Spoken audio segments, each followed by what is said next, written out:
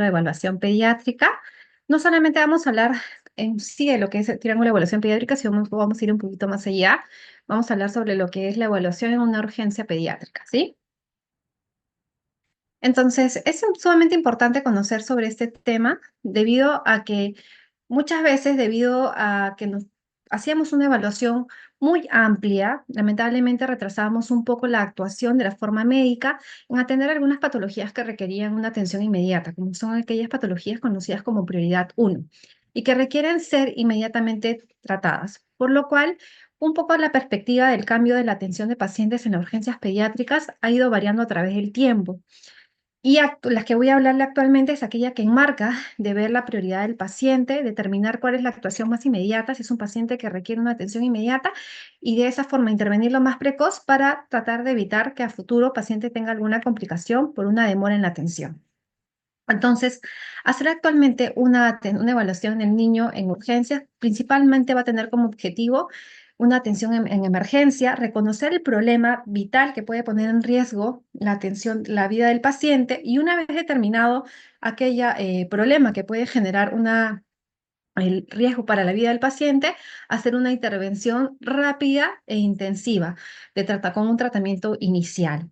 Va a reemplazar aquellos que hacíamos tradicionalmente, que preguntábamos qué tiene el paciente, qué hago, qué hago con él, ¿no? Entonces nos va a permitir enfocar de una forma más rápida al paciente, determinar la patología para una rápida intervención. En esta parte ya no va a ser importante llegar a un diagnóstico etiológico en primera instancia, sino esto va a ser a través de la evaluación que hagamos al paciente tras haber intervenido ese problema inicial que puede poner en riesgo a nuestro pacientito, ¿sí? Entonces, solamente vamos a estar determinados si mi paciente por ahí tiene una dificultad respiratoria o tiene un choque, e inmediatamente voy a hacer las maniobras para poder atender a mi paciente y salvaguardar por su vida, ¿sí? Dentro de esta evaluación pediátrica en urgencias vamos a tener diferentes fases.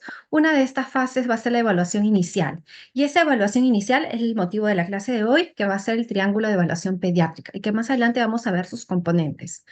Luego vamos a tener la evaluación primaria, que está compuesta por el modelo del ABCDE. La evaluación secundaria, que es la realización de una historia clínica mediante la regla del sample, que vamos a ver qué se trata, y la realización de un examen ya más físico completo, ¿no? Inicialmente no hacemos un examen físico completo, sino vemos aquello que pone en riesgo la vida de nuestro paciente. Y finalmente una evaluación terciaria, que va a estar enfocada en realizar aquellos exámenes complementarios que puedan ayudarnos a determinar con mayor exactitud nuestro diagnóstico, así como la valoración de la gravedad, así como el inicio del tratamiento específico para dicha patología. En cambio, la evaluación que hacíamos anteriormente, una evaluación pediátrica sistémica, lo que hacía era una evaluación secuencial, que va desde una evaluación grosera inicial hasta que identifica principalmente el problema. Entonces, lo que vamos a hacer es evaluar, identificar e inmediatamente brindar el tratamiento oportuno para evitar que ese niño tenga posibles complicaciones por un retraso de nuestra atención. Entonces, vamos a ver, por ejemplo, de los siguientes casitos las siguientes fotitos que voy a presentar, me van a mencionar aquellos que crean que el paciente, o en aquellos que crean que el paciente luce críticamente enfermo. A ver, vamos a preguntar al azar. Adrián Morón, por ejemplo, ¿cuál paciente te parece a ti que luce críticamente enfermo? Solo se me escucha. Sí, El paciente 2 letárgico con ojos hundidos, parece. ya, ojos hundidos, ¿qué más? Tiene una vía periférica y está, parece, hospitalizado. Ya, perfecto, muy A bien. diferencia de los otros pacientes que cuando luce normal en el izquierdo del paciente 1 y la derecha, el paciente parece que tiene solamente fiebre o malestar pasajero como una gripe. Perfecto, Adrián, muy bien. Entonces, para Adrián, el paciente 2, y creo que para la mayoría, es aquel que nos va a lucir críticamente enfermo, para lo cual yo no he necesitado hacer una historia clínica amplia, no he necesitado hacer una anamnesis a la mami, no he utilizado un estetoscopio, lo único que he utilizado es mi visión, ¿no es cierto? Yo he visto a este paciente y lo identifico que está críticamente enfermo, mientras que el resto lo veo visualmente bien, ¿no es cierto?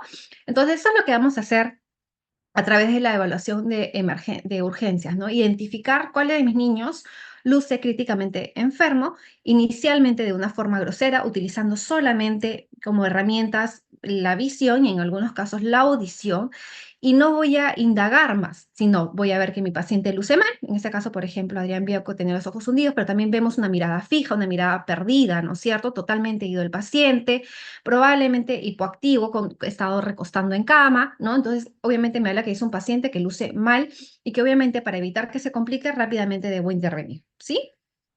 Entonces, eso es lo que nos permite la evaluación en urgencias. Uy.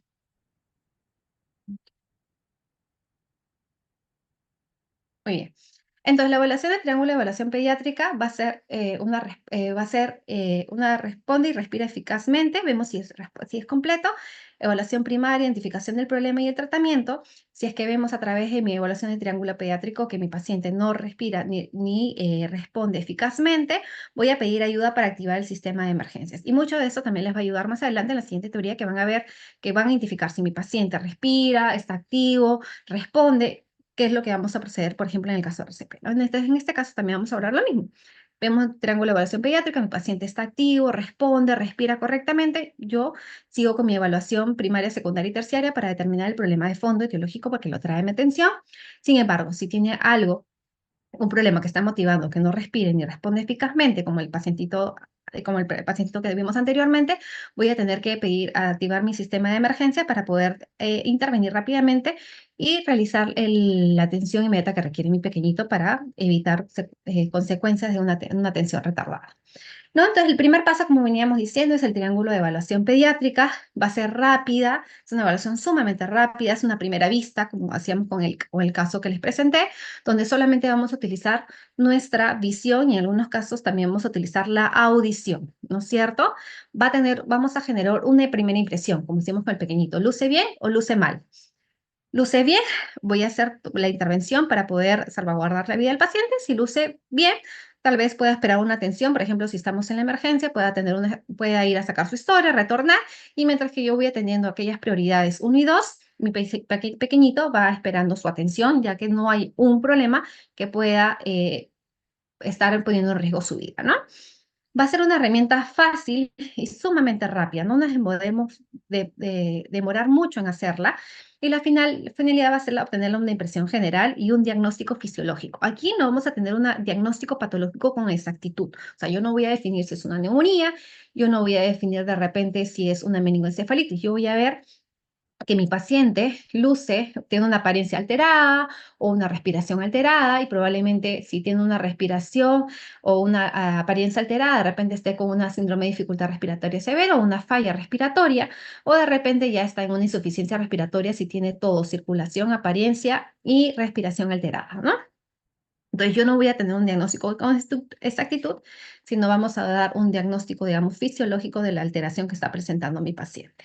Entonces va a tener 3 etapas, y vamos a ver la apariencia del paciente, la respiración y la circulación. Este triángulo de evaluación pediátrica se aplica solamente entre 30 a 60 segundos, no debe durar más de este tiempo, y como les decía, solamente debe ser utilizando la visión y la audición. Vamos a hacer, como les decía, es una evaluación supermente rápida, puede ser utilizada en cualquier edad pediátrica y con cualquier grado de enfermedad, de una enfermedad leve hasta una enfermedad moderada o severa, ¿no es cierto? Como les decía, nos va a poder ayudar a determinar el grado de prioridad que requiere nuestro paciente para su atención, ¿ya? Entonces, vamos a desintegrar cada uno de estos y vamos a ir viendo en qué podemos evaluar en cada uno de nuestras partes del triángulo de evaluación pediátrica. La primera parte es la apariencia. En la apariencia vamos a ver cómo luce nuestro paciente en un aspecto general. Se puede deducir cómo se encuentra tanto la oxigenación como la perfusión a nivel cerebral, así como se encuentra la función del sistema nervioso central. Dentro de ellos podemos encontrar varios ítems. Por ejemplo, el tono. Podemos encontrar que nuestro paciente de repente está hipertónico, hipotónico, de repente está inmóvil, como estaba nuestro pacientito anterior, recostado sobre una camilla. Vamos a ver también cómo interacciona con el medio. De repente yo veo que mi paciente me sigue la mirada, o de repente, a pesar de que yo trato de que me siga, no me sigue la mirada, está como una mirada perdida. no interacciona con el entorno, ¿no? También vemos el grado de consolabilidad. Recuerden que en pediatría es bastante difícil evaluar a niños, muchos de ellos comienzan a llorar, inmediatamente nos acercamos, pero vamos a ver cómo interaccionan de repente con su papá, su mamá, si de repente están llorando, están sumamente irritables, pero de repente lo dejamos con su mami, y en ese momento la mami logra calmarlo, se torna tranquilo, o de repente, a pesar de estar con su mamá, siguen bastante irritables, el llanto no cesa. Vamos a ver cómo está la mirada, de repente es una mirada fija, una mirada en el vacío, o de repente también nos sigue con la mirada, ¿no? Y vamos a ver el llanto o el lenguaje. eh, Recordemos que muchas veces, bueno, los babies no todos hablan, ¿no? Algunos pueden expresarse de forma correcta, o de repente vamos a ver en niños grandes que nos hablan de una forma coherente, que hilan oraciones, a diferencia de otros niños que de repente no pueden hablar, tienen problemas para hablar, entonces vamos a ir catalogándolos según ello. O de repente por ahí tenemos que el paciente llora con intensidad, o de repente tiene un llanto sumamente bajito, está con una gran dificultad respiratoria, por ejemplo, llora y tiene hasta dificultad para el momento de llorar. Entonces, eso es sumamente importante. Obviamente que hay que tener en cuenta que muchos de estos también van a depender de la edad del paciente. Recuerden que, por ejemplo, los niños menores de 12 meses no van a mirarte, no van a tener, antes de los 2 meses no miran, no generan un contacto mayor con el entorno. Entonces, obviamente también va a depender mucho de la edad en la que estemos valorando, cómo valoremos cada uno de estos puntos, ¿sí?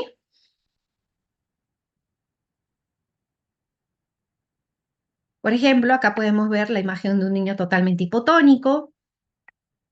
Acá un niño que vemos que a pesar de las lesiones que tiene, ¿no? Que probablemente tenga unas lesiones eritematosas en varias partes del cuerpo, ya los bien definidos, que puede ser una urticaria, pero está conectado con el entorno, nos mira, tiene un tono adecuado, ¿no? Incluso se encuentra sentadito, ¿no? Y está tranquilo dentro de todo, a pesar de la patología por la que viene.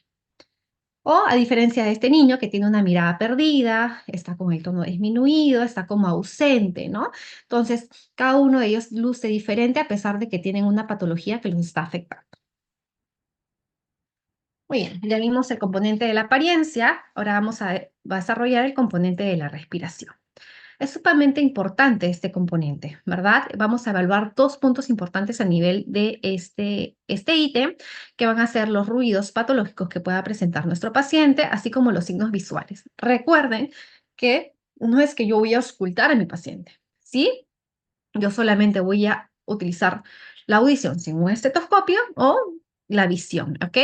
En ruidos patológicos podemos encontrar, por ejemplo, el estridor, que puede haber tanto estridor inspiratorio como expiratorio, y nos habla de una dificultad al pasaje del aire. Podemos encontrar gorgoteo, que es como que puede ser debido a la presencia de secreciones o la presencia de, digamos, secreciones o agua o algún otro componente de la vía respiratoria.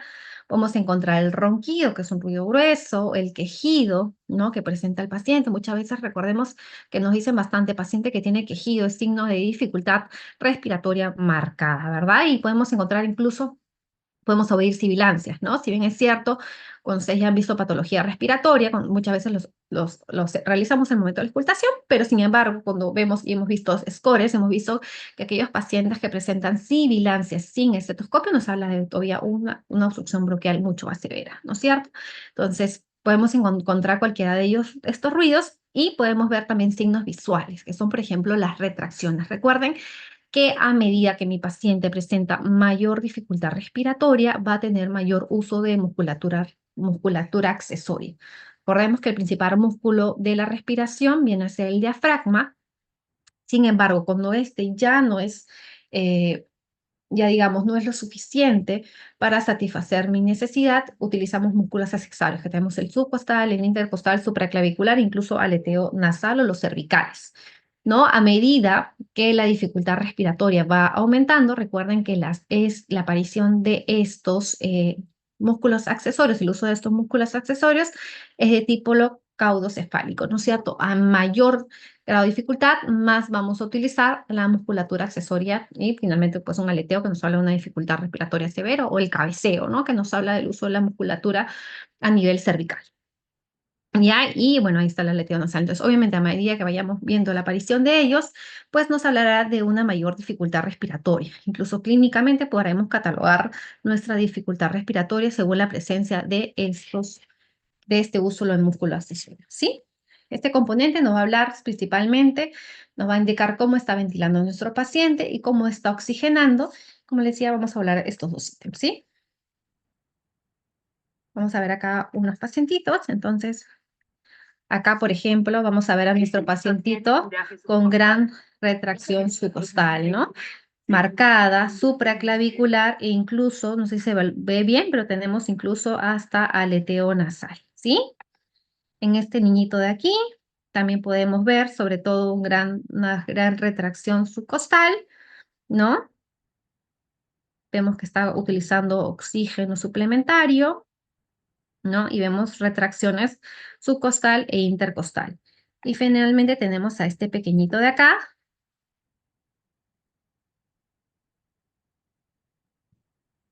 Creo que no se llega a escuchar el audio, pero que tiene un quejido respiratorio, ¿sí? No se llega a escuchar. No, no se escucha, doctora. Sí, a ver, vamos a ver. Bueno, pero era para escuchar un quejido. Ahorita ya no se logra escuchar, pero igual vemos las retracciones que tiene el pequeñito, ¿sí?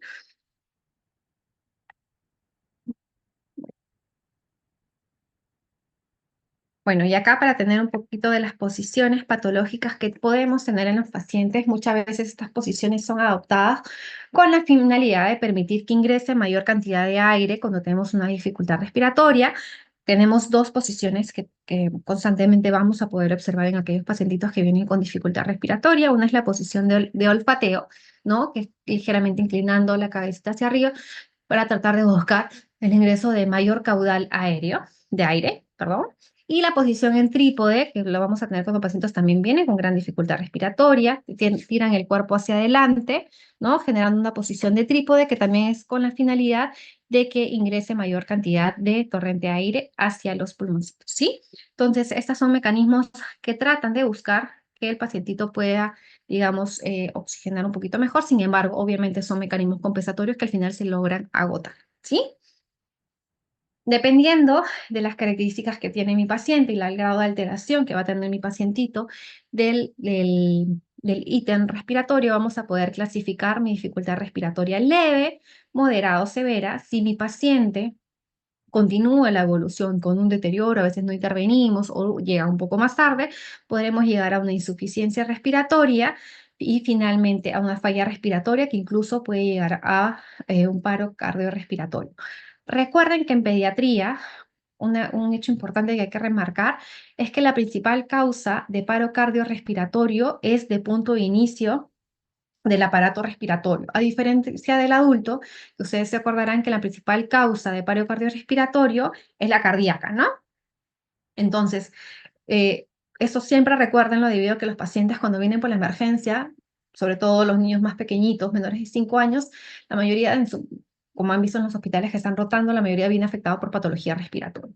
Entonces, si nosotros no logramos intervenir precozmente, probablemente nuestro paciente continúe con la cadena que puede acabar en un desenlace fatal. Sí, entonces recordemos por eso que la importancia de este triángulo de evaluación pediátrica para poder definir el problema y poder actuar sobre el problema fisiológico que se nos está generando, sin con la fin y la finalidad de aún tener un diagnóstico claro. Eso lo vamos a ir logrando a través de la aplicación de digamos, la secuencia de la evaluación primaria, secundaria y terciaria, finalmente donde ya logramos dar un tratamiento a la etiología base, ¿sí? Bueno, y del tercer componente va a ser la circulación, ¿no? Que nos va a hablar sobre lo que es la perfusión y el bajo gasto cardíaco. Podemos encontrar palidez, cianosis la piel moteada, esa que llamamos la piel marmórea, ¿no? Muchas veces la palidez va a ser el primer signo de hipoperfusión cutánea. Sin embargo, obviamente no que todo paciente pálido va a ser que tenga hipoperfusión, ¿no? Algunas veces va a ser causa de anemia. Sin embargo, obviamente asociado a otro problema que pueda tener, de repente mi paciente viene agitado, con dificultad respiratoria, bien agitadito, con quejido respiratorio, lo veo pálido, entonces obviamente ahí hago unidad y obviamente aquí nos está hablando de una hipoperfusión de tipo cutánea, ¿sí? También la piel marmoteada nos puede hablar sobre, nos habla principalmente sobre una vasoconstricción de los vasos sanguíneos que irrigan la piel. También nos va a hablar sobre una hiperperfusión y también puede ser un signo temprano de shock, ¿sí? Finalmente la cianosis va a ser aquella coloración azulada que puede ser alrededor de las mucosas, ¿no? Puede ser distal, ¿sí? Y nos habla también sobre una dificultad en la oxigenación de los diferentes tejidos, ¿sí?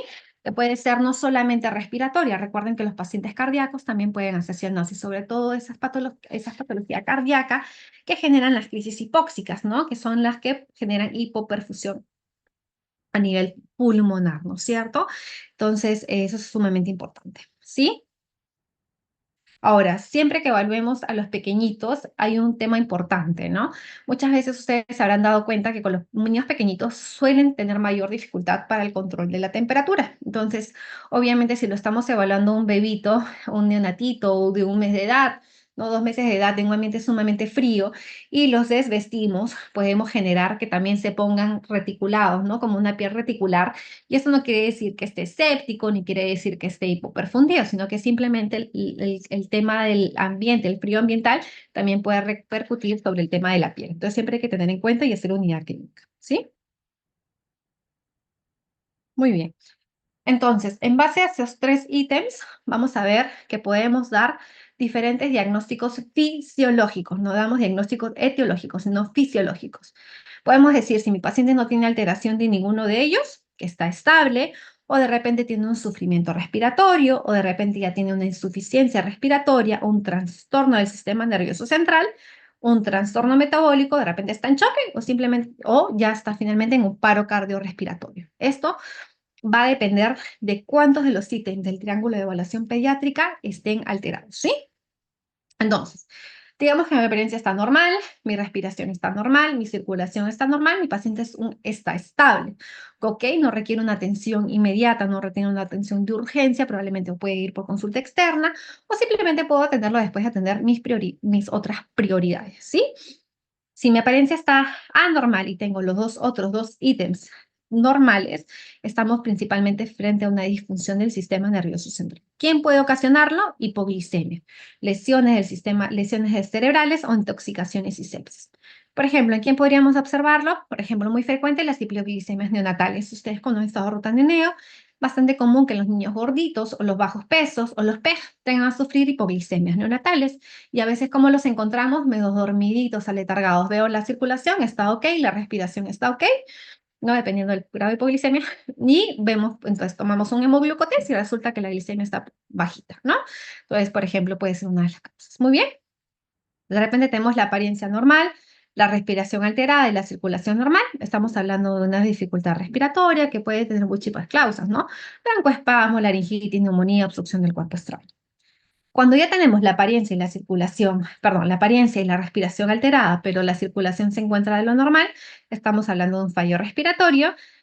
Cuando solamente tenemos la circulación alterada, estamos frente a un shock compensado y cuando tenemos la apariencia y circulación alteradas, pero la respiración normal, estamos frente a un shock descompensado y si tenemos todas alteradas, pues ya estaremos frente a una fallo cardiopulmonar, una parada cardíaca. Sí, entonces, por ejemplo, si ustedes tienen un caso clínico donde se les ponen diferentes casitos y de repente presentan alguna alteración, pues es importante que según la alteración del triángulo que evalúen, lo correlacionen con la causa fisiológica, digamos, que lo está ocasionando para poder realizar la intervención, ¿sí? Entonces, dependiendo qué disfunción tengamos, hacemos nuestra intervención. Por ejemplo, si hablamos que la alteración neurológica puede ser dada por hipoglicemia, de repente porque estamos frente a alguna alteración de lesión cerebral, una intoxicación y sepsis, entonces la intervención que haremos será en base a ello. ¿Qué haremos? Un monitor cardíaco. Recuerda que a todos nuestros pacientes los tenemos que realizar monitoreo. Lo realizaremos pulsioximetría, le tomaremos una glicemia basal para ver si se encuentra alterado. Le colocaremos oxígeno al 100%, realizaremos la colocación de un acceso venoso, que puede ser también para extracción de analíticas, según la necesidad. realizaremos, si queremos que requiera, de repente, dependiendo de la causa, podremos colocarle un bolo de cloruro de sodio de alrededor de 10 a 20 cc por kilogramo. Y pondremos a nuestro paciente en posición de Trenlebu o posición semi-incorporada. Si mi paciente tiene una dificultad respiratoria, obviamente la primera medida que va a hacer es darle oxígeno al 100%. Vamos a realizar aspiración de secreciones en el caso de las que las presente. Vamos a ponerle una posición semi-incorporada. Vamos a buscar las posibles causas y luego dirigiremos una terapéutica para ellas, ¿no? Como puede ser si estamos frente a un cuadro obstructivo bronquial, será pues realizar nebulizaciones, por ejemplo, ¿no? Un fallo respiratorio, sumamente importante realizar la apertura de la vía aérea, que vamos a ver un poquito ahora cuando realicemos la intervención primaria. Vamos a colocar oxígeno al 100%, posición semi-incorporada. En el caso se requiera, podemos realizar incluso ventilación con máscara y ambú, realización de la colocación de un acceso venoso y valorar la necesidad de intubación dependiendo cómo se encuentra nuestro paciente. Un shock compensado, realizaremos oxigenación, también al 100%, posición semi-incorporada, realizaremos el acceso venoso, dependiendo de la necesidad, la colocación de bolos de cloruro de sodio.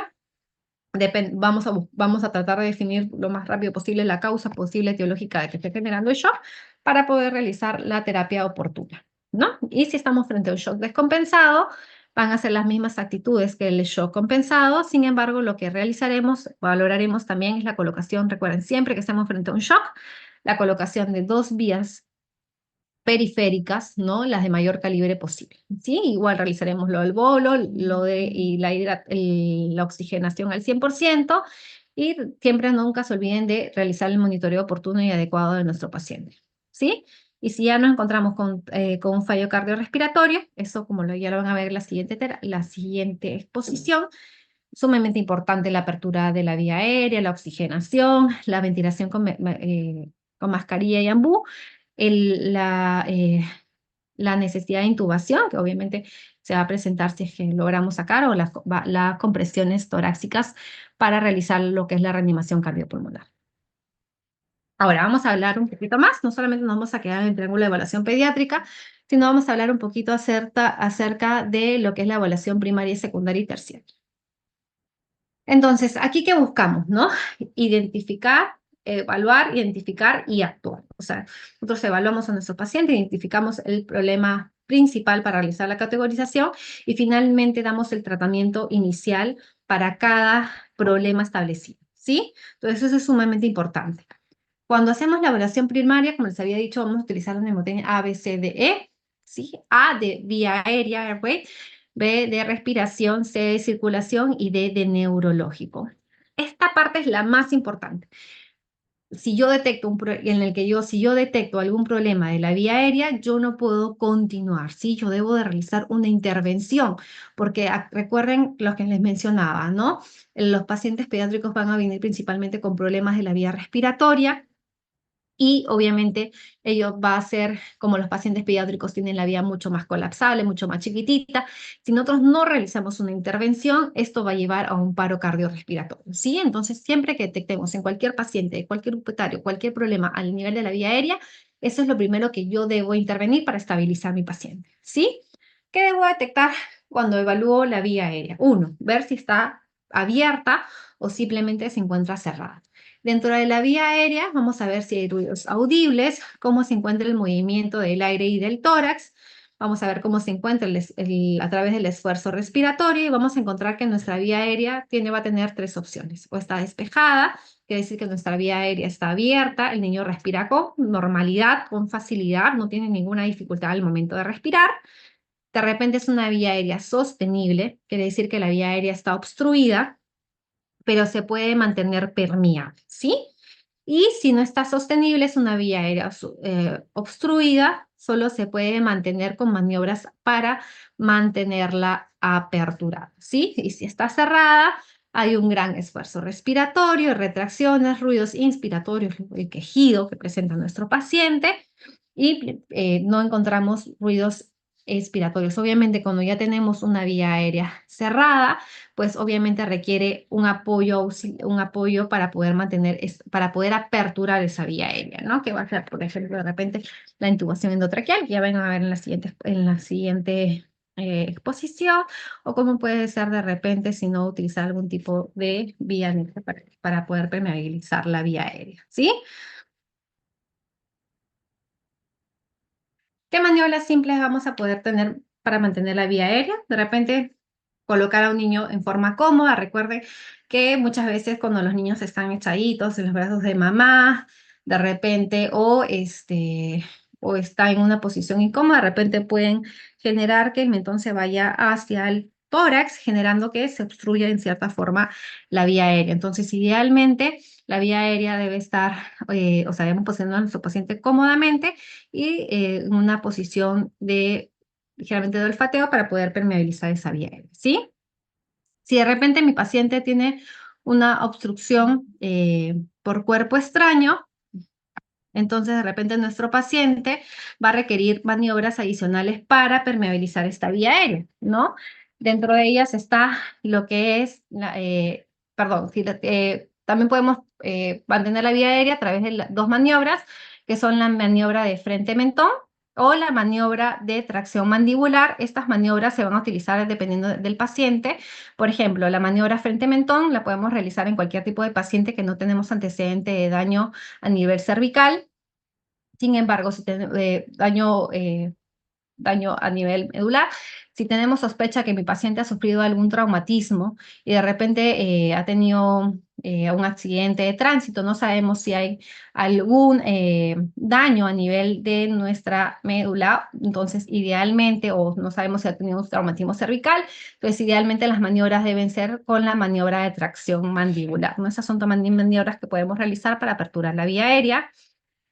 También podemos realizar, por ejemplo, en los niños muy chiquititos, recordemos que la vía aérea es muy pequeñita, entonces el tener, y que los niños muy pequeñitos sobre todo son respiradores a nivel nasal, entonces el hecho de tener una vía aérea superior con abundantes secreciones puede producir que estos niños tengan a sufrir o a generar como obstrucciones de la vía aérea.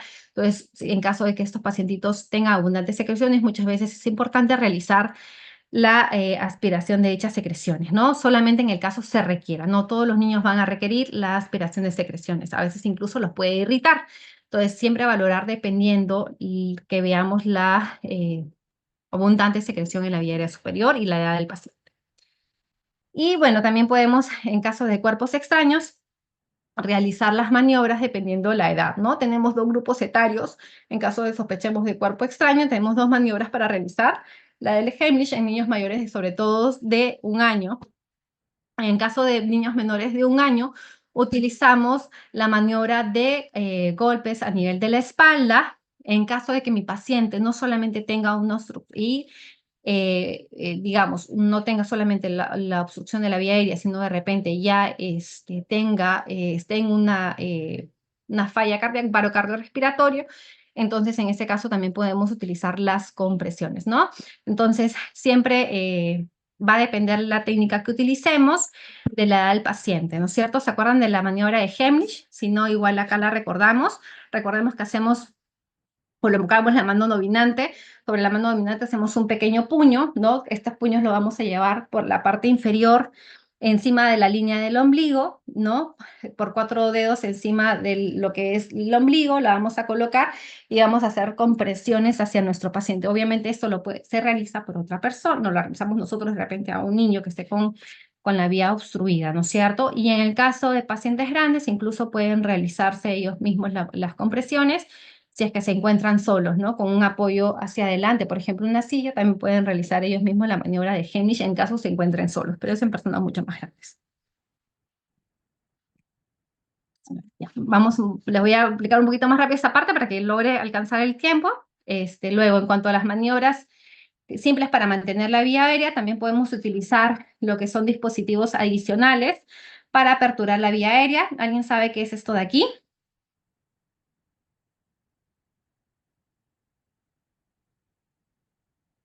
Bueno, ya, es un tubo de mayo, nos ayuda a permeabilizar la vía aérea, por ejemplo, en pacientes que vienen, por ejemplo, sobre todo que tienen dificultades para sostener la vía aérea, ¿no? Entonces se pueden utilizar en aquellos pacientitos para brindar facilidades, digamos, tanto de aspiración, mantener la vía aérea sostenible.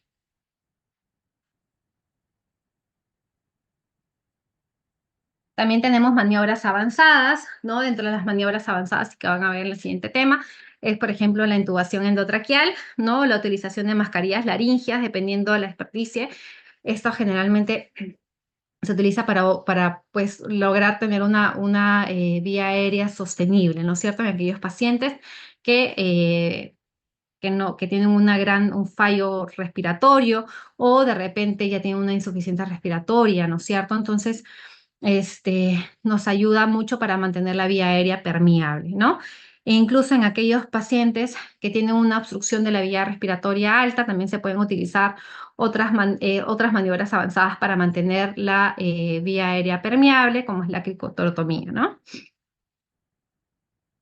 Entonces, sumamente importante, ¿no? Si identificamos un problema en la vía aérea, lo más importante es intervenirla para evitar que mi paciente avance hacia complicaciones de no tener una vía aérea permeable, ¿sí?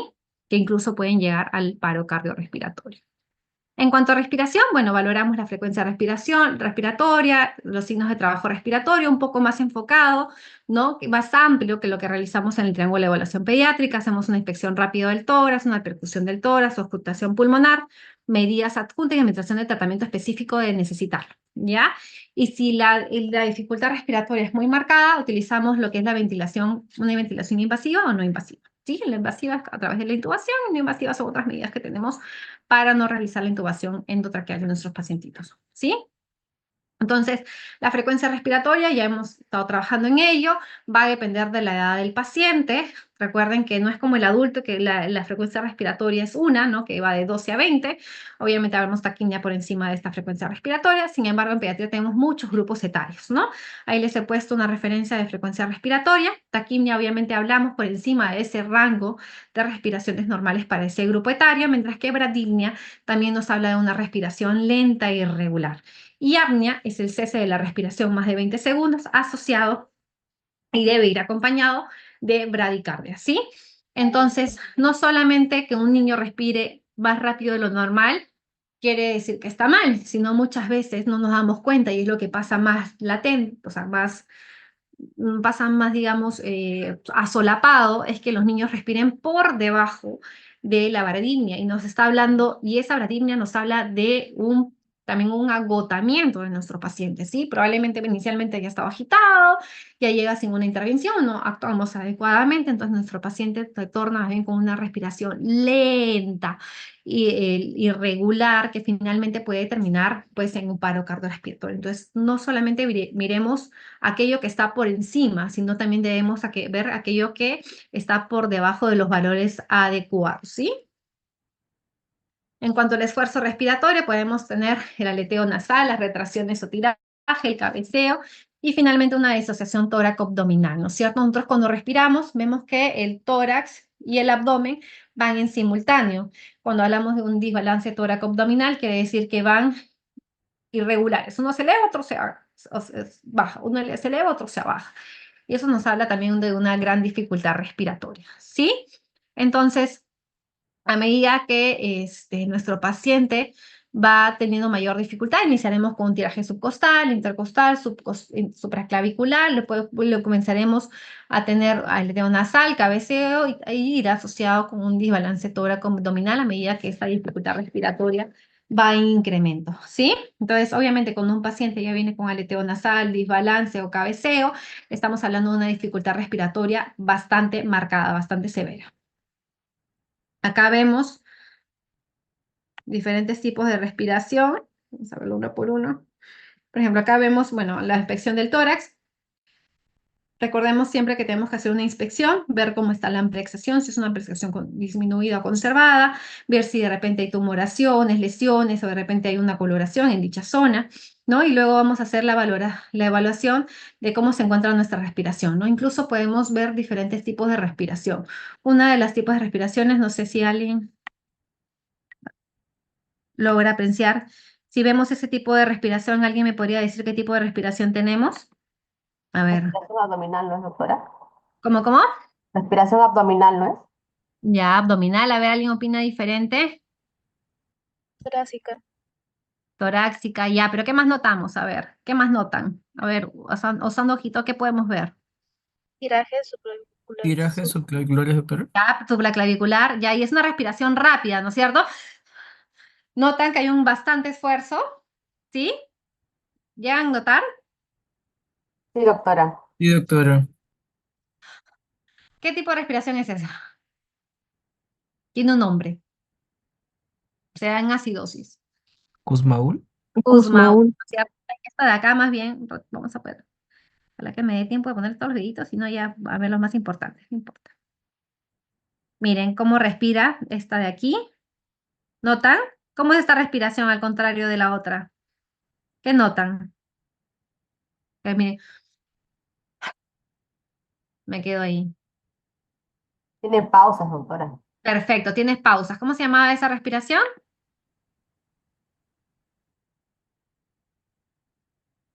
Si no es Kumaúles, ten stock, muy bien. Ya, bueno, ya, seguimos. Y la... Ya, voy rapidito para que ya la doctora ya. Y la respiración, bueno, tenemos que hacer, recuerden también una parte importante, ya acá evaluamos en general y usamos todo, ¿no? A diferencia del TEPS, que solo vemos, oímos. Acá también podemos tocar, evaluar, ¿ya? Recuerden, entonces hacemos la percusión del tórax. Recuerden que a veces podemos tener matidez. ¿Cuándo encontramos matidez? Por ejemplo, ¿te acuerdan cuándo hay matidez a la percusión en el tórax? Derrame pleural. Derrame, consolidaciones, y más bien si encontramos que notamos como que está timpánico, ¿qué tenemos? Caverna, tal vez, doctora. ¿Cómo? ¿Alguna caverna, tal vez, doctora? ¿O alguna consolidación puntual? Ya, claro, como la consolidación hablamos de que está matido, ¿no es cierto? Pero si está timpánico, suena más Neumotórax. neumotórax, por ejemplo, aire. Puede ser una bula también, de repente en esa bula gigante, ¿no? Hemos tenido bulas, pacientes con bulas gigantes en TV, ¿no? Ya, entonces, aire, nos habla de aire, ¿sí? Entonces recuerden eso, siempre, obviamente que si mi paciente está moptizando no le hacemos percusión, pero si es que no, sería importante que siempre al realizar la evaluación hagan su percusión también, sobre todo cuando hay alguna patología, ¿ya? Para que pongan en práctica esto. Igual, bueno, luego hacemos la auscultación. En la auscultación vemos cómo está la entrada, si está la entrada de aire normal o está disminuida. Siempre la auscultación se hace evaluando todo el pulmón en secuencia y luego debemos realizar comparativamente. Los pulmones no solo se escuchan por atrás, sino también se escuchan por delante, ojo, ¿sí?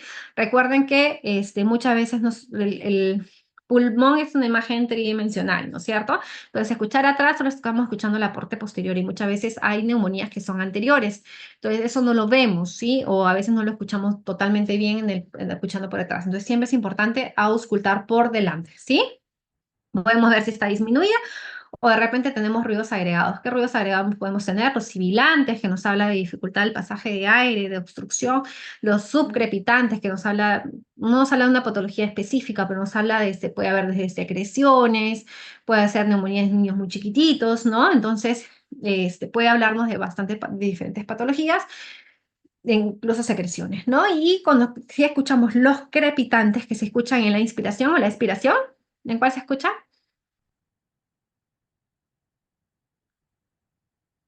Crepitantes en inspiración, doctora. ¿No es cierto? Sí, eso sí es patrón neumónico de las neumonías, ¿no es cierto? Entonces, siempre tratemos de escuchar. Bueno, también podemos encontrar el roce pleural, ¿no? Ya es bastante difícil, a veces hasta soplos tubáricos, ¿no? Cuando las neumonías están en el proceso de hepatización, muchas veces podemos escuchar lo de los soplos tubáricos, pero pues en algunos tipos de neumonías muy feitas lo logramos escuchar, ¿sí? También podemos hacer también el roce pericárdico, también podemos escuchar los quejidos, ¿sí?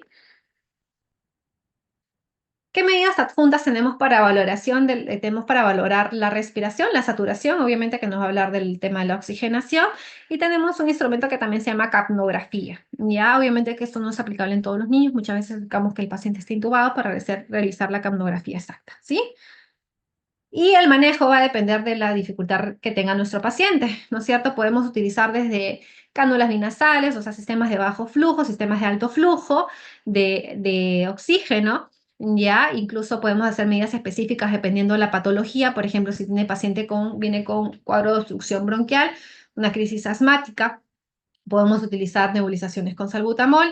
De repente ya mi paciente está con una insuficiencia respiratoria, decido la intubación de mi paciente, Entonces lo conectaré a ventilador mecánico o también podría realizar una ventilación de tipo no invasiva, ¿sí? Entonces ahí voy a hacer el manejo específico dependiendo de la dificultad o de cómo se encuentre mi paciente en dicho momento, así como podré realizar algunas maniobras específicas para su manejo. En cuanto a circulación, vamos a ver lo que es la frecuencia cardíaca, valoramos lo que es los pulsos periféricos y centrales, la perfusión cutánea, el ritmo cardíaco, realizamos una monitorización cardíaca, que es la toma de presión arterial. Siempre es importante medir las presiones arteriales, sobre todo en los pacientes que vienen críticamente enfermos por nuestra emergencia. A veces a los pediatras nos dificulta a veces tenemos la ventaja que tenemos los monitores y esos tienen brazaletes especiales, ¿no? Entonces podemos tomar las presiones, pero no todos contamos con el tensiómetro especial de niños. Entonces muchas veces no lo realizamos, pero sí es muy importante realizarlo, sobre todo a aquellos pacientes que vienen críticamente enfermos, ¿no? Y obviamente a medida que encontremos qué alteraciones encontremos, vamos a realizar las intervenciones, como pueden ser cohibir una hemorragia, canalizar un acceso venoso, extracción de glicemia, analítica sanguínea o la administración de líquidos, ¿no? Entonces, así como en la frecuencia respiratoria, podemos tener taquibradicardia, ¿no? Esto va a depender del grupo etario también que tenga nuestro paciente, la frecuencia cardíaca que va a ser normal para ese grupo etario, ¿sí? Muchas veces podemos encontrar frecuencias cardíacas elevadas en nuestros niños sin significar alguna patología como tal, ¿sí? Recuerden que, por ejemplo, el aumento de la temperatura, el ejercicio nos puede llevar a taquicardias sinusales, ¿no? Que son respuestas normales, ¿sí? Entonces hay que tener mucho cuidado con eso, ¿sí? Pero también puede significar patologías leves a severas, ¿sí? O podemos tener bradicardia, que va a ser la frecuencia cardíaca por debajo de lo normal, y puede ser un signo temprano también un signo de hipoperfusión. Entonces hay que tener mucho cuidado, sobre todo con lo que les decía, las hipos. Lo de abajo también a veces es mucho más severo que tener una hiper, ¿no? Como una taquicardia o una taquimia, ¿no? Entonces hay que tener mucho cuidado con ello, ¿sí? En cuanto a los pulsos, recordemos, tenemos dos pulsos, ¿ya? Los pulsos centrales van a ser mucho más confiables. Recuerden que son mucho más intensos, entonces muchas veces van a ser mucho más fáciles de evaluar, sobre todo en pacientes críticamente enfermos. Ahorita que vean RCP, incluso van a ver que van a valorar en algunos casos el pulso carotidio y el pulso femoral o braquial, perdón, dependiendo del grupo etario para a la hora de evaluar el pulso en los niños y va a depender de la edad cuál decida utilizar. ¿Sí? Entonces son los pulsos que siempre van a ser aquellos que finalmente voy a ir a ver porque van a ser los que me van a dar, o sea, los que yo voy a sentir con mucha más facilidad. Recuerden que siempre, pues nosotros buscamos que sea algo mucho más rápido, ¿sí? Entonces va a ser mucho más fácil que yo tome un carotidio, en niños muy pequeñitos, un braquial, ¿sí? Ahora, en cuanto a la perfusión cutánea, vamos a valorar lo que es la coloración del piel, la temperatura del piel y el llenado capilar. Cada uno de estos puede tener alteraciones, ¿no? Por ejemplo, en coloración de piel podemos tener, ya habíamos dicho que la palidez, que puede ser un signo temprano de hipoperfusión, o de shock. También tenemos la coloración azulada, la cianosis de piel, que puede haber una periférica o una central, ¿no es cierto? Dependiendo de la patología, el llenado capilar, que normalmente hablamos de un llenado capilar normal en la etapa ya por encima de lactantes, por encima de menor de 2 y en la etapa neonatal hasta 3, ¿sí? Entonces, un llenado capilar prolongado nos habla de una hipoperfusión, ¿no es cierto? A nivel tisular. Entonces es sumamente importante que valoremos, sobre todo en nuestros pacientitos, si vemos que ya tiene un TEP alterado, valoremos siempre esto para ver frente a qué nos podemos encontrar. Obviamente un llenado capilar prolongado nos está hablando de una hipoperfusión y obviamente requiere una intervención. Luego acá, bueno, acá les he puesto las presiones arteriales dependiendo del grupo, también así como la frecuencia cardíaca, la respiratoria varía según el grupo etario, lo que es la presión arterial también va a variar según un grupo etario y su valoración, ¿sí? Recordemos que siempre para valorar la presión arterial no utilizamos, por ejemplo, en la medida tenemos el manguito de adulto, que es súper grandote, ¿no? La idea que recuerden, al igual que el adulto que debe estar 2/3 del diámetro, ya sea del brazo o del músculo, el tamaño del manguito. Entonces siempre hay que tener cuidado en eso, si no nos puede superestimar o infraestimar la presión arterial de nuestros pacientes. ¿Sí? De manejo específico, por ejemplo, si viene con hemorragia en nuestro paciente, va a ser cohibir el sangrado. Si es que hay signos de mala perfusión, entonces vamos a realizar canalización de acceso venoso. Recuerden que idealmente deben ser 2 vías, las más grandes que podamos canalizar. En conjunto con la administración podemos tomar medidas, como ya habíamos dicho, la glicemia o analítica sanguínea, dependiendo de la patología que yo esté estimando. Y revertir el estado de mala perfusión va a ser a través de la administración de los bolos de cloruro de sodio y la administración del líquido, ¿sí? También podemos evaluar el estado neurológico, utilizamos dos escalas, que puede ser la de Abdi o la de Glasgow, o también podemos hacer a través de la valoración del diámetro pupilar o la respuesta pupilar, ¿sí? La de escala de Abdi nos sirve es para reducir una mnemotecnia para decir que valora 4 puntos, que es el estado de alerta, la respuesta a la voz, al dolor y la inconsciencia, ¿sí? La escala de Glasgow tiene 3 puntos a valorar, son la apertura ocular, que nos da 4 puntos, la respuesta verbal, que da 5 puntos, y la respuesta motora, que nos da 6 puntos, ¿no? Que se hace un total de 15 puntos. Según la valoración, obviamente, que tengamos en nuestro paciente, va a tener una necesidad o no, o nos habla de un trastorno de sensorio marcado, ¿sí? Igual, por ejemplo, a la hora de la valoración de las pupilas, podemos encontrar que están totalmente normales, de repente tienen una buena respuesta a la luz, o de repente en isocoria, ¿no? Que tienen diferente diámetro pupilar, o mióticas que están chiquititas, o midriáticas que están todas dilatadas, ¿no? De repente nos viene un paciente con midriasis reactiva, ¿no? Tuvo un accidente de tránsito, nos viene pues hipotónico, inconsciente, no hay respiraciones, no vemos latido, o de repente por ahí encontramos unos latiditos, pero vemos que tiene una midriasis reactiva, entonces estamos hablando de un paciente que probablemente ya tenga total un daño cerebral, ¿no? Y bueno, finalmente realizamos la exposición, que nos va a servir para ver un screening de todo, ¿no? Cómo está nuestra paciente, si tiene traumatismo, quemaduras, petequias, algún tipo de deformidad. De repente viene un accidente de tránsito, de una deformidad, o de repente no encontramos porque nuestro paciente está alterado, lo descubrí porque está hipotenso de repente, o está con poca respuesta, lo descubrimos y de repente estaba con un sangrado, ¿no? O la presencia de púrpura, por ejemplo. A veces vienen pacientes totalmente sépticos, tienen unas lesiones medias petequiales, ha estado con historia de fiebre, trastorno sensorio, convulsiones, pues estaríamos sospechando con esas lesiones que evaluamos al entrar a la exposición, pues de repente de una meningitis por meningococo, por ejemplo, ¿sí? Entonces, bueno, después de realizar el ABC completo, podemos catalogar a nuestro paciente con problemas respiratorios y también catalogamos según su enfermedad, ¿no es cierto? Vía aérea superior, vía aérea inferior, de tejido pulmonar, ¿no? Alteraciones del control de la respiración, o de repente vemos que es un problema cardiocirculatorio y también podemos valorar su gravedad, un shock hipovolémico, un shock distributivo, un shock neurogénico o obstructivo, ¿no? Y también podemos encontrar algunos problemas de tipo mixto, ¿sí? Y en la evaluación secundaria, pues finalmente utilizamos la mnemotecnia sample, que nos habla de signos y síntomas principales por las que consulta nuestro paciente, o sea, es indagar un poco más acerca de la historia, ¿sí? A, sobre alergias de medicamentos, alimentos u otros. M, sobre medicación que el niño recibe de forma habitual, de repente o transitoria, cuál ha sido la dosis que ha estado recibiendo, cuál es la vía de administración con la cual ha recibido dicha medicación.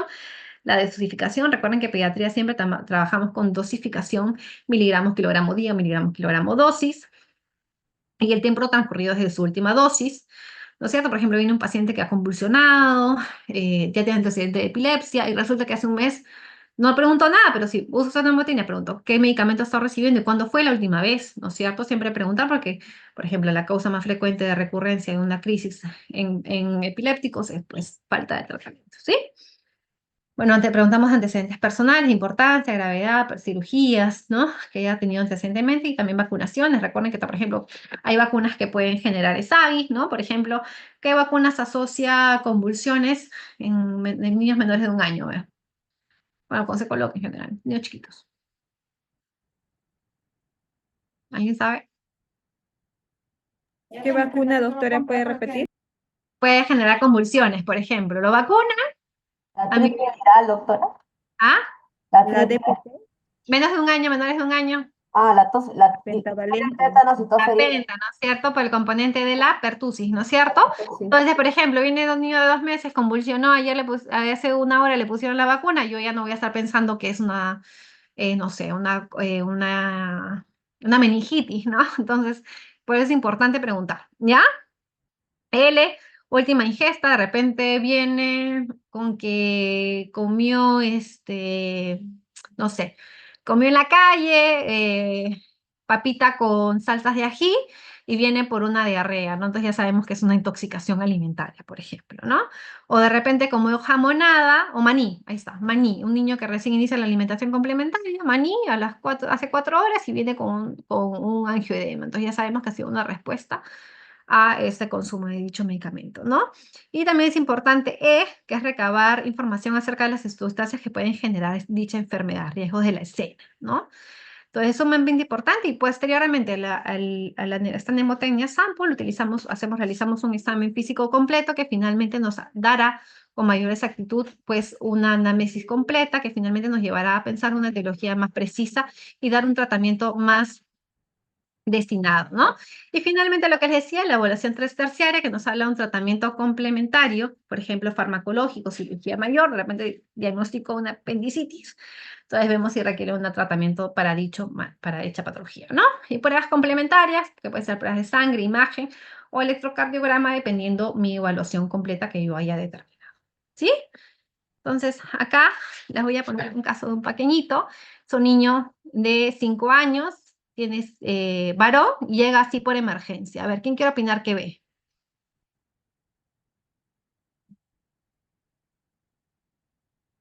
¿Qué logran ver? A ver, o llamo al azar. A ver, Anel, ¿qué ves?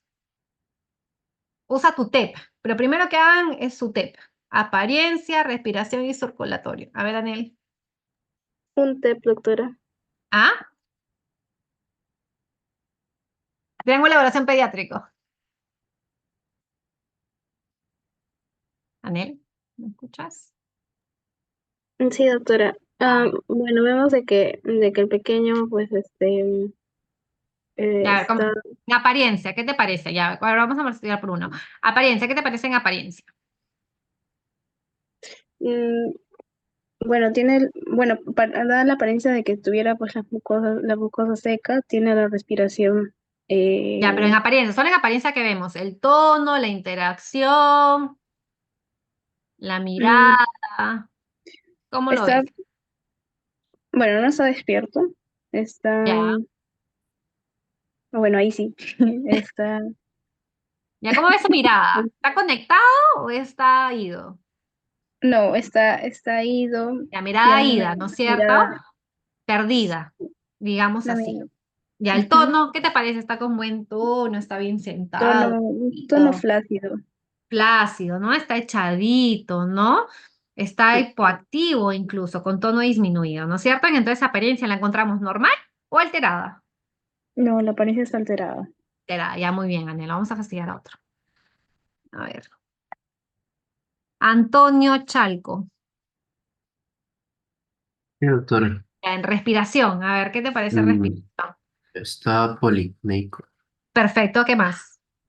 Mm, está utilizando musculatura accesoria. O Ya, bueno, está perfecto. en la abdominal.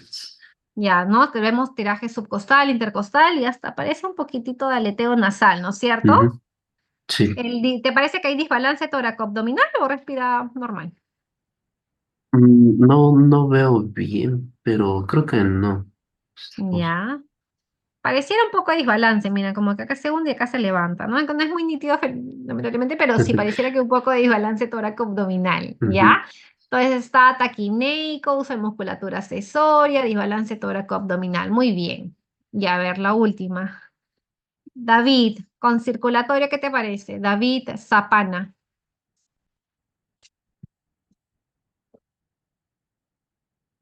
Creo que David no está. ¿David?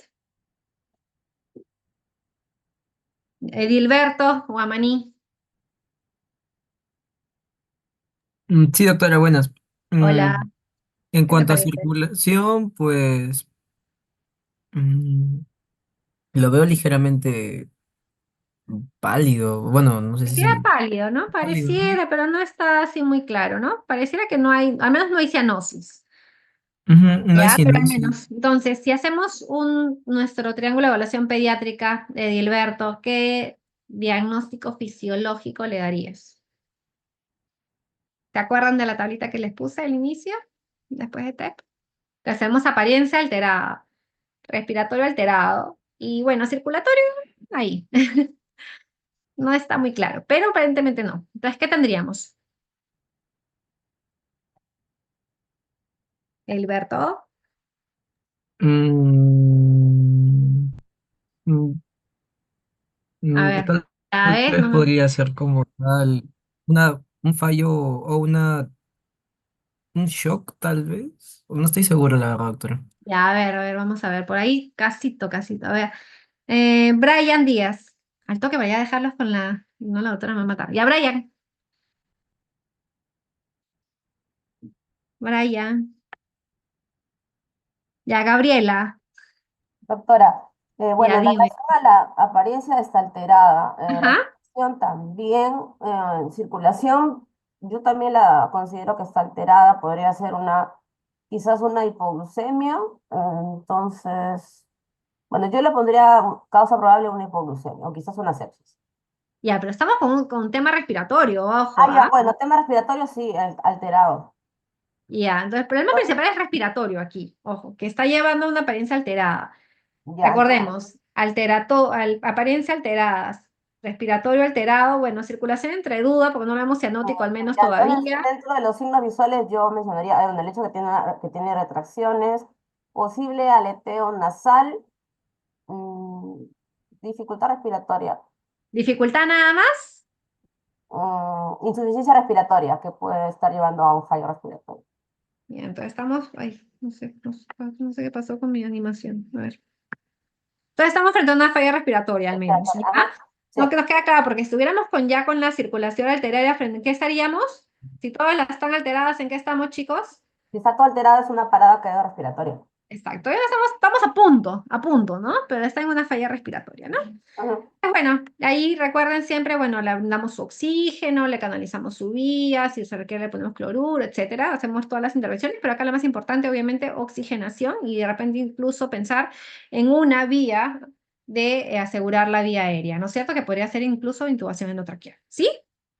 Entonces, bueno, ahí realizamos la intervención, hacemos el ABCDE, realizamos asegurar la vía aérea. Recuerden que cuando A está alterado es lo primero que tengo que intervenir. Entonces, bueno, llega, le puedo ir poniendo oxígeno y luego, obviamente, pues lo más probable es que intube a este niño que está con una insuficiencia respiratoria, una falla respiratoria, ¿sí?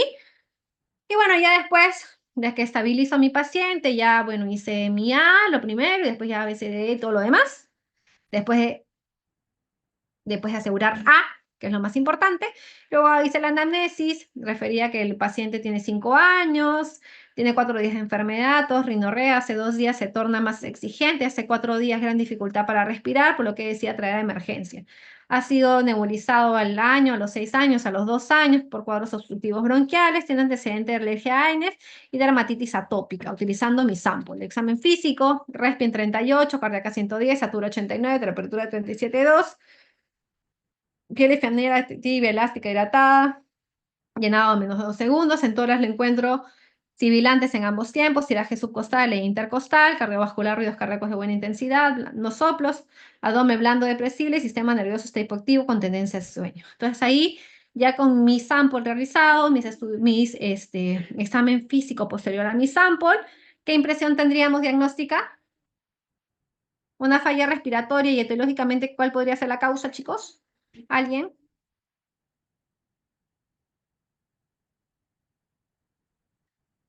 Si tenemos sibilancias, si tenemos antecedentes de nebulización, dermatitis diferente que estamos, una crisis asmática severa, ¿no es cierto? Crisis asmática severa y obviamente dependiendo de ello, ¿no? Pero obviamente primero asegurando nuestra vía aérea. ¿Sí?